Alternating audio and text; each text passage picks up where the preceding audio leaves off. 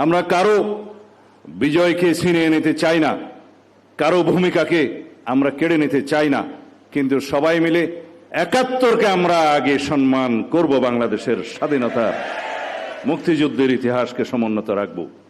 ১৯৭১ সালের ২৫শে মার্চ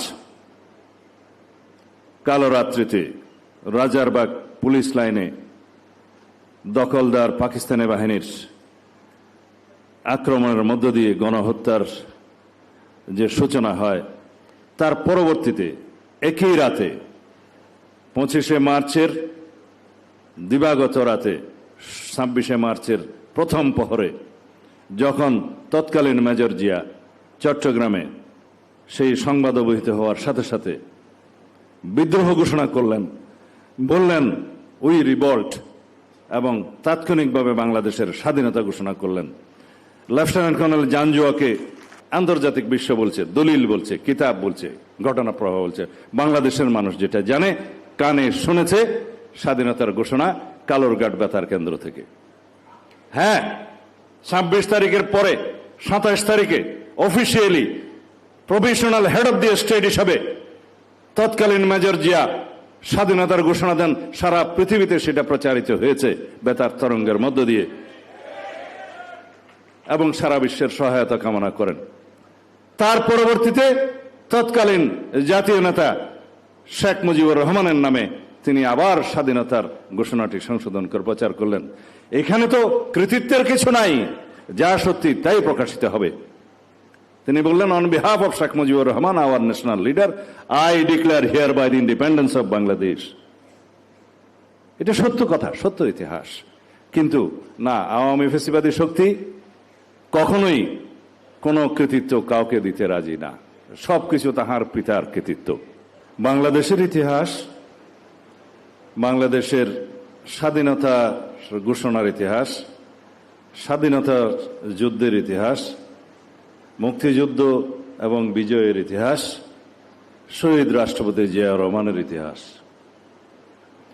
তৎপরবর্তীকালে বিএনপির ইতিহাস, এদেশের গণতন্ত্রকে রক্ষা করার ইতিহাস, ধারাবাহিকভাবে এই গণতন্ত্রকে চর্চা করার ইতিহাস, বহুদলীয় রাজনীতি, সংসদীয় রাজনীতি, তত্ত্বাবধায়ক সরকার প্রতিষ্ঠার ইতিহাস, এদেশের বারে বারে হারিয়ে যাওয়া গণতান্ত্রিক অধিকারকে পুনরুদ্ধারের ইতিহাস, শহীদ রাষ্ট্রপতি জিয়া রহমানের ইতিহাস, এদেশের স্বাধীনতার সার্বভৌমত্বকে রক্ষা করার ইতিহাস, এদেশের একদলীয় বাকশালী শাসনতন্ত্রকে বিলুপ্ত করে বহুদলীয় রাজনীতি প্রবর্তনের ইতিহাস, পঞ্চম সংশোধনের মধ্য দিয়ে এদেশের মানুষের গণতন্ত্রকে পুনরায় ভিত্তি দেওয়ার ইতিহাস, বেগম খালেদা জিয়ার ইতিহাস, বাংলাদেশের স্বৈরাচার, সামরিক স্বৈরাচার বিরোধী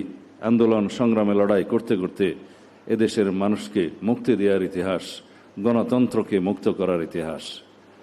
১৯৯১-এর বিএনপির দায়িত্ব পালনের পর থেকে গণতন্ত্রের, সংসদীয় পদ্ধতির গণতন্ত্রের যাত্রা শুরু হয়েছিল। সেই যাত্রাকে অব্যাহত রাখার ইতিহাস দেশনেত্রী বেগম খালেদা জিয়ার ইতিহাস। অপরদিকে যারা বাংলাদেশের স্বাধীনতার একমাত্র চেতনার ধারক বাহক বলে দাবি করতেন, তাদের ইতিহাস বলি এবার। ১৯৭১ সালের ২৫শে মার্চ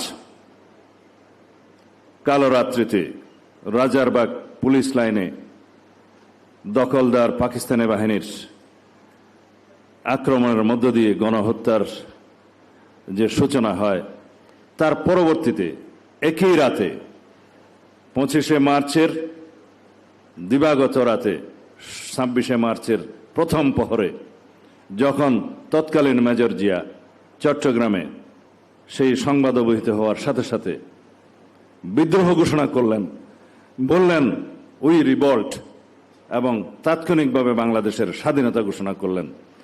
লেফটেন্যান্ট কর্নেল জাঞ্জুয়াকে গ্রেফতার করলেন, হত্যা করা হলো অন্যান্য পাকিস্তানি দখলদার বাহিনীর সেনা অফিসারদের। সেই রিভল্টের ইতিহাস অনুযায়ী বাংলাদেশের যে 26শে মার্চ বাংলাদেশের স্বাধীনতা দিবস, তাকে অস্বীকার করার ইতিহাস হলো এই আওয়ামী লীগের ইতিহাস। দালিলিকভাবে বলি, স্বাধীনতার ঘোষণাপত্র যেটাকে আমরা সম্মান করি, বাংলাদেশের প্রথম সংবিধান প্রণীত হওয়ার আগের দলিল, যার ভিত্তিতে স্বাধীনতা যুদ্ধকালীন সময়ে সরকার পরিচালিত হয়েছে, সেই দলিলের প্রথম পৃষ্ঠাতে লিখলেন শেখ মুজিবুর রহমান ঢাকায় যথাযথ প্রক্রিয়ার স্বাধীনতার ঘোষণা প্রদান করলেন। জাতীয় ইতিহাস কি তাই? এবং সেটা প্রতিষ্ঠিত করার জন্য পঞ্চদশ সংশোধনীতে এই স্বাধীনতার ঘোষণাপত্রকে তফসিলে অন্তর্ভুক্ত করা হলো। আমরা আপত্তি করি নাই। যেটা আর্কাইভে থাকার কথা সেটা সংবিধানে থাকে না, কিন্তু সে আর্কাইভে থাকলেও প্রকৃত ইতিহাসের সাথে এটা সাংঘর্ষিক। আমি এর বেশি সমালোচনা করব না। পরবর্তীকালে সেটা প্রতিষ্ঠা করার জন্য তার কন্যা শেখ হাসিনা একটি দলিল প্রণয়ন করলেন। বললেন, বঙ্গবন্ধু শেখ মুজিবুর রহমান মার্চের 25 তারিখের দিবাগত রাত পার হওয়ার পরে 26 তারিখে তিনি ওয়্যারলেস মেসেজের মাধ্যমে চট্টগ্রামে কোনো একজনকে বার্তা দিলেন বাংলাদেশের স্বাধীনতা। এবং সেই দলিলটা পঞ্চদশ সংশোধনীতে একটা তফসিল হিসাবে সংবিধানে ধারণ করা হলো। এটা ইতিহাসের সাথে সাংঘর্ষিক। আমরা বলি দলিল ভিত্তিক, ইতিহাস ভিত্তিক, প্রকৃত ইতিহাস ভিত্তিক কথা। তৎকালীন প্রধানমন্ত্রী ভারতের ইন্দিরা গান্ধী আন্তর্জাতিক সম্মেলনে তখন স্বীকৃতি দিয়েছেন যে মেজর জিয়াউর রহমান নামে একজন বাংলাদেশের স্বাধীনতার ঘোষণা দিয়েছেন। পুস্তক প্রকাশিত হয়েছে ভারত সহ অন্যান্য জায়গা থেকে। আমি অনেক লেখকদের নাম বলতে পারি।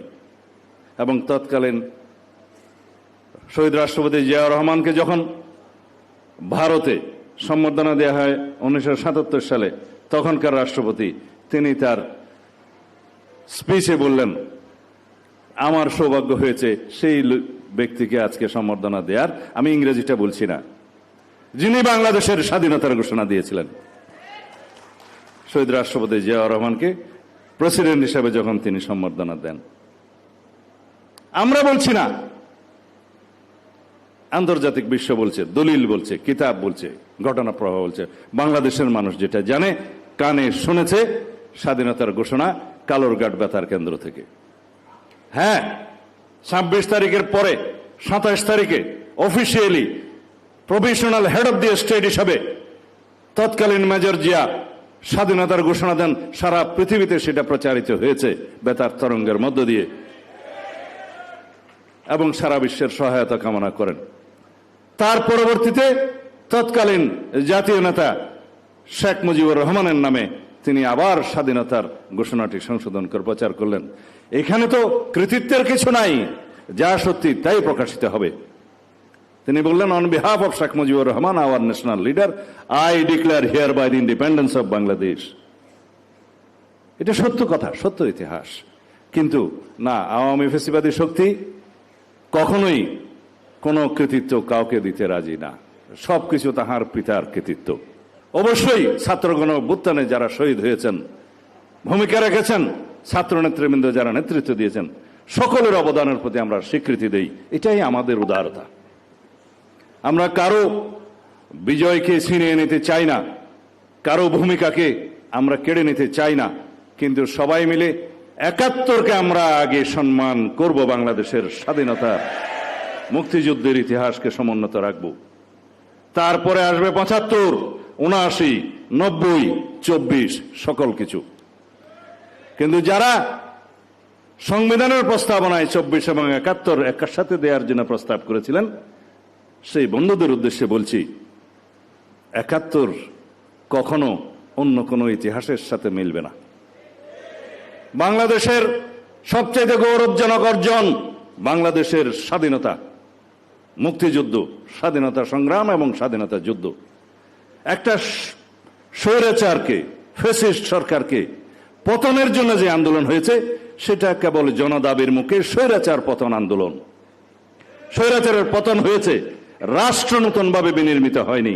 রাষ্ট্র আমাদের ছিল, অর্জিত হয়েছে লক্ষ প্রাণের বিনিময়ে। সেই রাষ্ট্রের স্বাধীনতা সার্বভৌমত্বকে রক্ষা করতে হবে। কোনো স্বৈরাচার যাতে বাংলাদেশে পুনরায় প্রতিষ্ঠিত না হয়, আগমন না হয়, উৎপাদন না হয়, উৎপত্তি না হয়, সেই লক্ষ্যে আমরা গণতান্ত্রিক চর্চা করতে থাকব। গণতান্ত্রিক সংস্কৃতির প্রবর্তন এবং চর্চার মধ্য দিয়ে, লালনের মধ্য দিয়ে আমরা সংসদে সেই সমস্ত সকল কার্যক্রম আলোচনার মধ্য দিয়ে, সমঝোতার মধ্য দিয়ে রাষ্ট্রকে এগিয়ে নিয়ে যাব। ধন্যবাদ আপনাদের সবাইকে।